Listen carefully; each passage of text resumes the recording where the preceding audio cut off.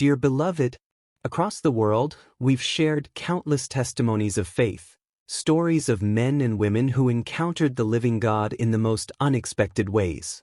From distant nations to the very heart of places once thought unreachable, God continues to reveal His power. But today's story is unlike anything you've heard before. You are about to witness a divine encounter that shook the very ground of Somalia, a land known for its deep roots in Islam. In one unforgettable night, 4 Muslim women, each firmly grounded in their faith, experienced a supernatural move of God that changed their lives forever. How could this happen? What did they see? And how did the name of Jesus become the turning point that transformed their entire family? Prepare your heart, because this testimony will not only challenge your understanding of faith but awaken something deep within your spirit. My name is Aisha Hassan and I was born on March 22, 1995 in Cairo, Egypt. My father owned several successful businesses in the city and my mother came from a respected family known throughout our community. From the time I was a little girl, I lived in a beautiful house with high ceilings and marble everywhere. We had helpers who cooked our meals and cleaned our rooms, and I never had to worry about anything. My parents loved me very much, but they also had big plans for my future. They wanted me to marry well and bring honor to our family name. Everyone who knew us thought we were blessed and fortunate. But even as a child, I felt something missing inside me. I had the best toys and the prettiest clothes, and I went to an expensive private school where all the other children came from wealthy families too. Yet when I came home each day, I would sit by my window and look out at the city wondering why I felt so empty. I had friends, but none of them really knew me. They liked being around me because of my family, but I always wondered if anyone would care about me if I was just a regular girl. At night before I fell asleep, I would ask myself questions that I could not answer. Why do I feel alone when I have everything? Why does my heart feel heavy even when I should be happy? As I grew older, these feelings became stronger. My parents were kind, but they were also very strict about our traditions and what was expected of me. I learned to smile at family gatherings and to be polite to guests and to act like everything was perfect. But inside I carried a sadness that nobody could see.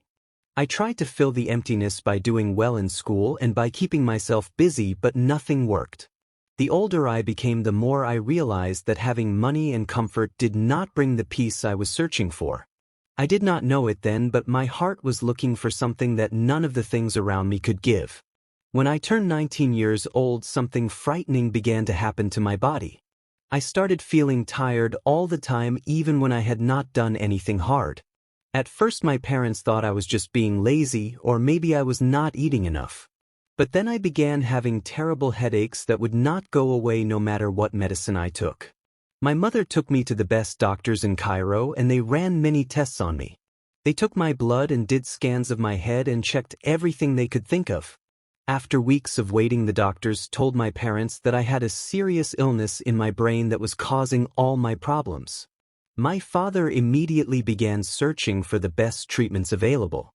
He took me to hospitals in Europe and we even traveled to America to see specialists there. Each doctor would examine me and suggest different medicines or treatments, but nothing seemed to help. Some treatments would make me feel a little better for a few days, but then the headaches would come back even worse than before. I lost weight because I felt sick most of the time and I could not enjoy food anymore. My friends from school stopped visiting me because they did not know what to say, and I think seeing me sick made them uncomfortable. I spent most of my days lying in bed staring at the ceiling, wondering if I would ever feel normal again. The hardest part was not just the physical pain but the loneliness that came with it. My parents were worried and they showed their love by spending money on doctors and flying me to different countries. But I could tell they were frustrated because nothing was working. My mother would sometimes cry when she thought I was asleep, and my father became more quiet and serious. I felt like I was a burden to them even though they never said it. At night when everyone was asleep, I would cry into my pillow asking God why this was happening to me. I prayed the prayers I had been taught since childhood, but I felt like my words were just floating into empty space. I wondered if God even heard me or if He cared about what I was going through. By the time I was 21 years old, I had seen more doctors and hospitals than I could count. My father had spent so much money trying to find a cure for me, but my condition only seemed to get worse. The headaches became so severe that sometimes I could not even open my eyes because the light hurt too much. I had to stay in dark rooms most of the day, and even the smallest sounds would make the pain unbearable. My mother tried everything she knew, from traditional remedies to special diets, but nothing changed. I could see the exhaustion in her eyes, and I knew she was losing hope just like I was. During this time, I became very depressed. I stopped caring about how I looked or what I wore because I felt like my life was ending anyway. Some days I did not want to wake up at all because I knew it would just be another day of pain and disappointment. My younger brother would sometimes come sit with me and try to cheer me up, but I could barely smile at him. I felt guilty for making my whole family sad, but I did not know how to fix it.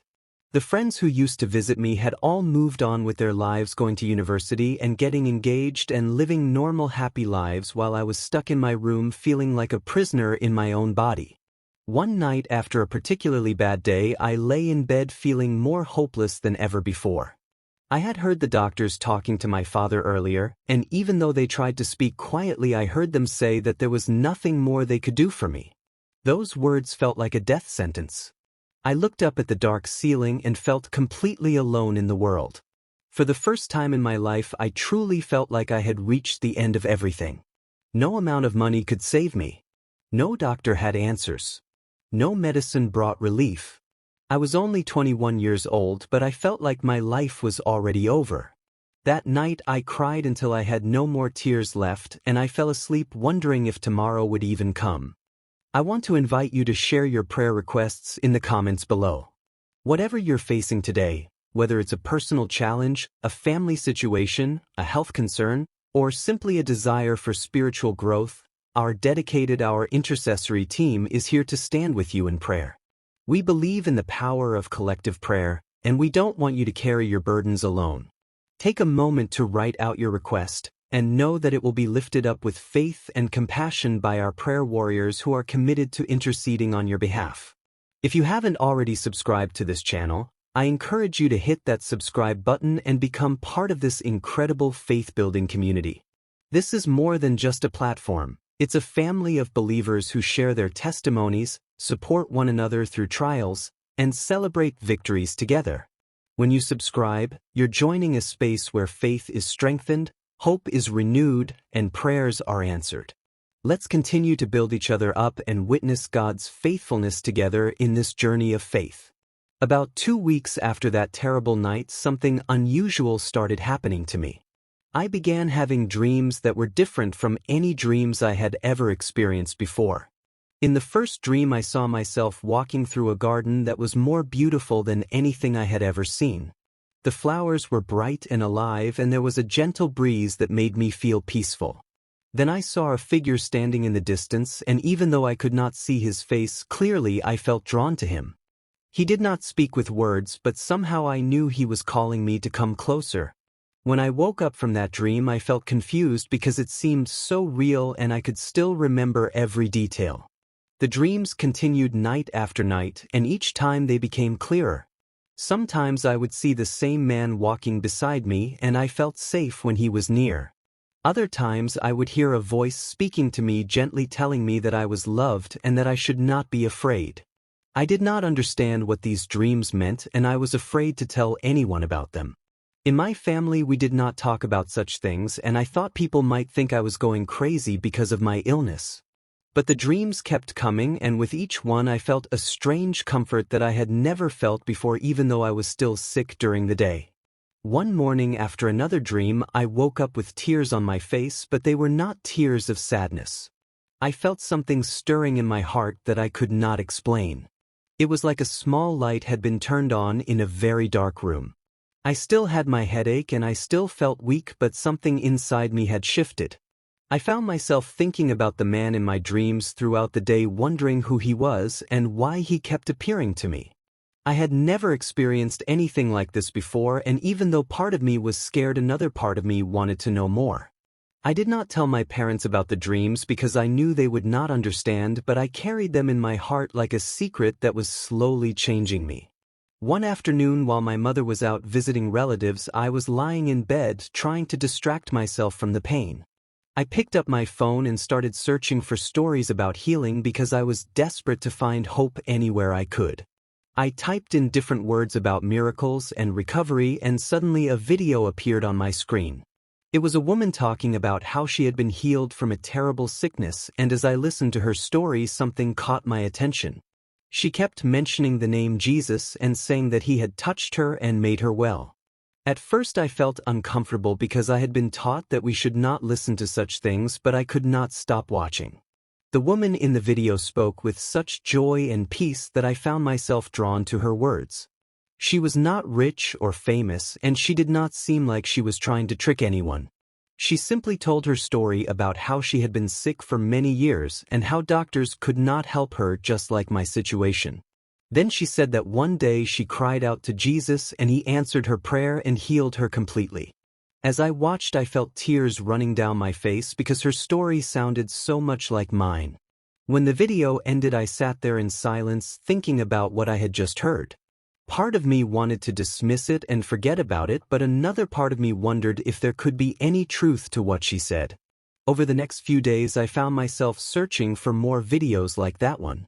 I would wait until I was alone in my room, and then I would watch testimonies of people who said Jesus had healed them or changed their lives. Each story made me more curious but also more afraid. I knew that if my family found out I was watching these videos, they would be very angry and disappointed in me. In our culture and religion, these things were forbidden and I was supposed to stay away from them. But I could not help myself because something inside me was hungry to know more. I felt like I was standing at the edge of something big and unknown, and even though I was scared, I wanted to take a step forward. I just did not know how. The conflict inside me grew stronger every day. On one hand, I loved my family and I did not want to dishonor them or go against everything I had been taught. On the other hand, I was dying slowly and nothing in my world was helping me. I thought about the man in my dreams and I thought about the testimonies I had been watching secretly. Deep down, I began to suspect that the man in my dreams might be Jesus, even though I had never been taught about him in a positive way. The more I tried to push the thought away, the more it stayed with me. I felt torn between loyalty to my family and this growing sense that maybe, just maybe, there was something real about what I was discovering. One night, my condition became worse than it had ever been. The pain in my head was so intense that I thought I might die right there in my bed. My parents had already gone to sleep, and I did not want to wake them because I knew there was nothing they could do anyway. I lay there in the darkness, feeling completely helpless and alone.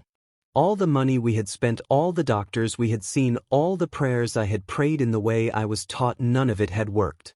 I was at the absolute end of myself with nowhere else to turn. In that moment of desperation, I did something I had never done before. I whispered into the darkness, asking Jesus if he was real and if he could hear me. My voice was shaky and I felt afraid even as the words left my mouth. I told him that I had heard stories about him and that I had seen him in my dreams. I said that if he was truly who people claimed he was, then I needed him to help me because I had nothing left. I asked him to heal me and to show me that he was real. I felt foolish talking to someone I could not see, and I worried that I was making a terrible mistake. But I was so desperate that I did not care anymore. After I finished speaking, I lay there in silence, waiting for something to happen. At first, nothing changed and I felt disappointed. But then slowly a strange peace began to settle over me like a warm blanket. The pain was still there, but somehow I felt less afraid. I closed my eyes, and for the first time in weeks I fell into a deep sleep. That night I had the most powerful dream I had ever experienced. I found myself standing in a place that felt like it was between earth and heaven. Everything around me glowed with soft light, and I felt more awake in the dream than I ever felt in real life. Then I saw him walking toward me, and this time I could see his face clearly. His eyes were full of love and kindness, and when he looked at me, I felt like he could see every part of me, including all my pain and fear and doubt. I wanted to look away because I felt unworthy, but I could not. His presence held me there, and I felt completely safe. He came close to me and reached out his hand. I noticed scars on his hands, and somehow I understood that he had suffered for me. He placed his hand on my head, and I felt something like electricity flow through my entire body, but it did not hurt. Instead, it felt like life itself was pouring into me, washing away all the sickness and pain. Then he spoke to me not with sounds but directly into my heart. He let me know that I was healed and that I belonged to him now. He showed me that he had been calling me all along through the dreams and through the testimonies I had watched. He revealed to me that he loved me more than I could understand and that my life was not over but just beginning. When I woke up the next morning, I lay still for a moment, afraid to move. Then I realized something amazing. The headache was gone. The pain that had been my constant companion for more than 2 years had completely disappeared. I sat up slowly, expecting to feel dizzy or weak, but instead I felt strong. I touched my head and moved it from side to side, and there was no pain at all. I stood up from my bed and walked across my room, and my legs felt steady. Tears started flowing down my face as I realized what had happened. Jesus had truly healed me. He had done what no doctor could do. He had answered my desperate prayer, and he had proven himself real. I fell to my knees right there in my room and thanked him over and over. I did not care about anything else in that moment. All I knew was that I had been touched by something divine, and my life would never be the same. If you haven't subscribed yet, we'd be truly honored to have you join this growing family of faith and reflection. Every new heart adds something beautiful to our community. When my family saw me walking around the house that morning, they could not believe their eyes. My mother rushed to me and held my face in her hands, asking me what had happened. My father came quickly, and they both stared at me with shock and confusion. I told them I felt better and that the pain was gone, but when they asked how it happened, I did not know what to say. I was afraid to tell them the truth about Jesus because I knew they would never accept it. So I simply said that I woke up feeling well and I thanked God. They assumed I meant our traditional prayers had finally been answered, and they were so happy that they did not ask too many questions. But I carried the real truth hidden in my heart. The days that followed were both wonderful and difficult. I was so grateful to be healthy again and to have energy and strength in my body. I could eat without feeling sick, and I could go outside and enjoy the sunshine. But at the same time, I felt like I was living 2 lives.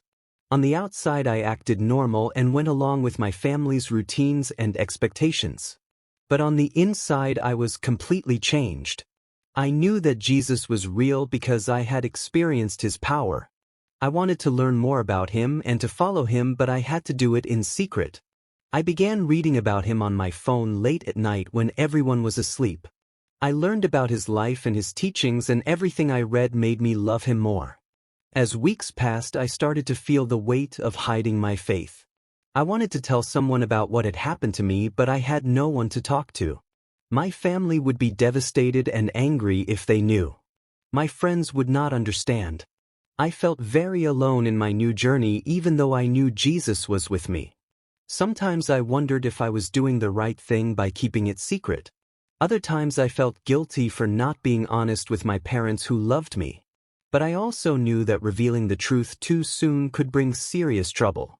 So I prayed every day, asking Jesus to give me wisdom and courage. I asked him to show me what to do and when to do it. And even though I was afraid, I also felt a joy and peace inside that nothing could take away. I had found something more valuable than all the wealth and comfort I had grown up with. I had found the one who truly loved me. As months went by, the secret I carried became heavier and heavier. I continued to learn about Jesus and to pray to him every day, and my love for him grew stronger. But living a double life was exhausting. I had to pretend to believe one thing in front of my family while my heart belonged to someone else entirely. There were moments when I almost told my mother everything because I hated lying to her. But each time I came close to speaking, I remembered the stories I had heard about people in my country who faced terrible consequences for leaving our religion. I knew my family loved me, but I also knew they valued honor and tradition above everything else. One evening, my father announced that he had found a good man for me to marry.